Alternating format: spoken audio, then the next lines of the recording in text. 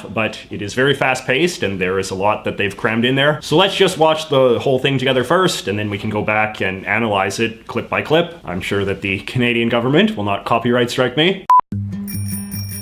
Nice is not one place or thing. It's a mosaic, a global village, a pickup game. We pass the puck to be nice. Nice is for a moment putting down your dystopian novel in a Muskoka chair, opening your eyes knowing this world can be Nice is celebrating traditions and welcoming newcomers in over 200 languages. I say nice, you say? Génial, le français de côte à côte, allant du Joal jusqu'au Chiac. L'hiver est tellement beau, mais attache ta tuque parce qu'il fait frais. Nice just like beaver tails, ketchup, chips, and I'm on par with every local bakery, debating the raisins like butter toss. Nice is parsing science, the environment, inventions, innovations like insulin, pacemakers, and basketball. Nice is honoring our elders, educating for the future, acknowledging this land, respecting those who've always been here. Génial, c'est la fierté de nos défilés, la gaieté dans nos villages, c'est d'enfin toucher à la coupe, puis goûter au sirop d'érable. Nice is the rock in the Rockies, wide as the prairie sky, as high as Niagara Falls. Hey dude, check out our side. Nice is celebrating Viola Desmond and Klondike Kate,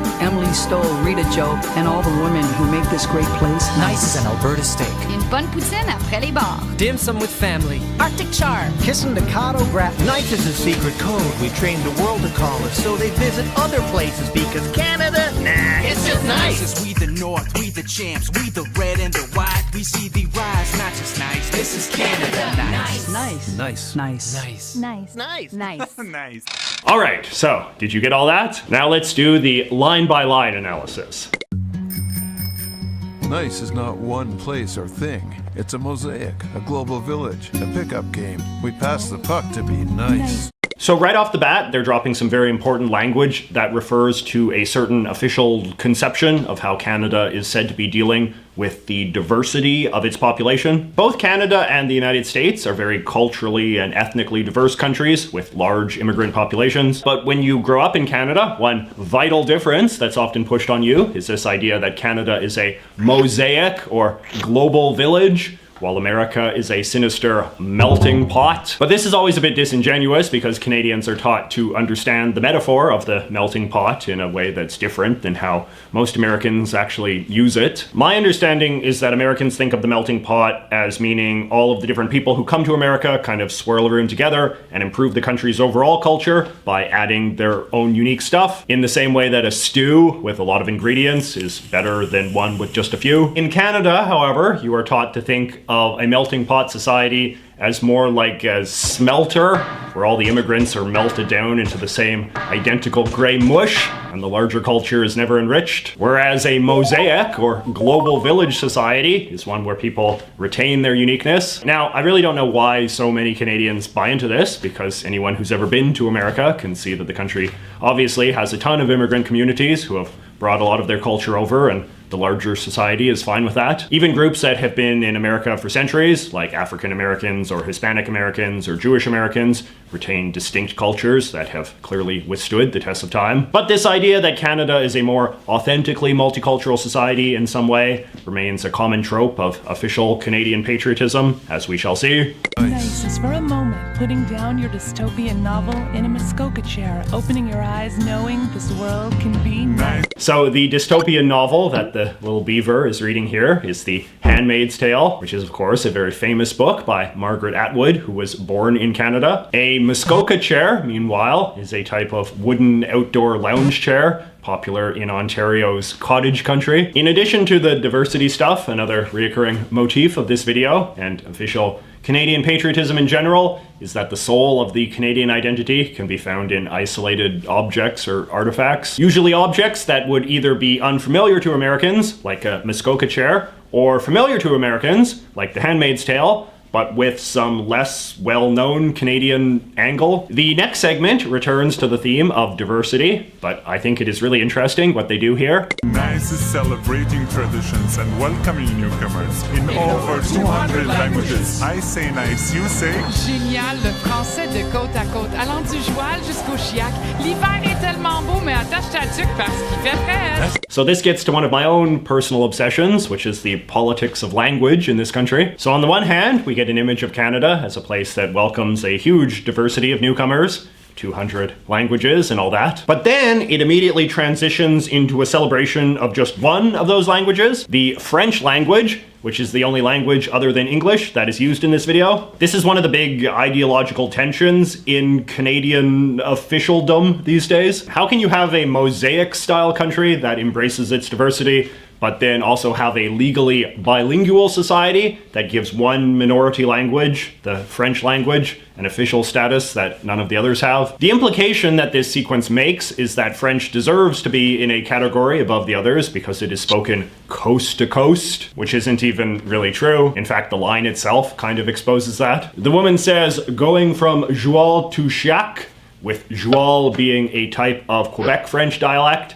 and chiac being a dialect of French Canadians in next door New Brunswick. A better line would have been to pick some sort of French dialect present here in Vancouver, but of course no such thing exists because there isn't actually a strong French presence in Canada from coast to coast. Just as an aside, I will note that this segment also contains a fun Canadian in-joke. This guy on the log is a character from a 1979 Canadian animated short film called The Log Driver's Waltz. That's very beloved by Gen X Canadians. That's just like beaver tails, ketchup, chips, and almond bars with every local bakery debating the raisins make butter toss. Nice. So here we see another celebration of objects Americans don't know, in this case certain snack treats. Beaver tails, ketchup chips, Nanaimo bars, and butter tarts are extremely sentimentalized Canadian foods, not because they're really all that popular or common, but because they are not seen in the US. I quite like beaver tails, but they're extremely hard to find here in Vancouver, for instance. If you're from Vancouver, let me know in the comments where you can buy beaver tails here. And no, that place in the Lonsdale Quay has closed. Anyway, it would have been more accurate for this segment to have a line like, nice tastes like pizza and salt and vinegar chips and brownies and cupcakes, but that wouldn't present an image of Canada as this wonderfully exotic, un-American place, which is of course the whole purpose of this video.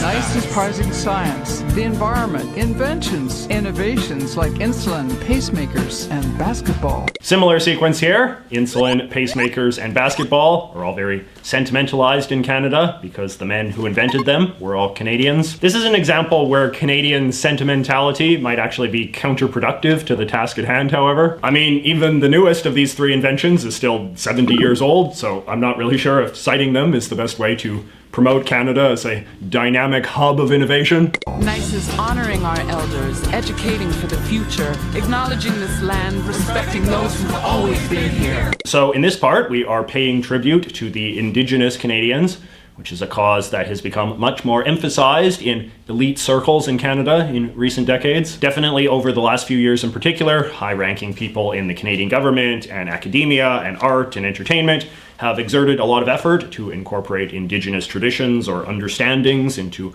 what they do as a way of atoning for the oppression of the past. The big one is land acknowledgements, which this line seems to allude to. This is when some sort of important person at a public event begins their remarks by telling their audience what Aboriginal nations' traditional lands they're standing on, like this. I want to begin by acknowledging this land on which the University of Toronto operates. For thousands of years, it has been the traditional land of the Huron-Wendat, the Seneca, and the Mississaugas of the Credit River. We begin by acknowledging the Lekwungen peoples, the Songhees and Esquimalt First Nations, upon whose traditional lands we are gathered today. And it is such an honor to be here with all of you tonight on the traditional territory of Treaty 6, where the Métis people of Alberta share a very deep connection with our land. There is another cool visual shout out in this sequence when all of this stuff pops out of the woman. It's a reference to the art style of a guy called Norval Morrisseau, who was one of Canada's most famous Aboriginal painters.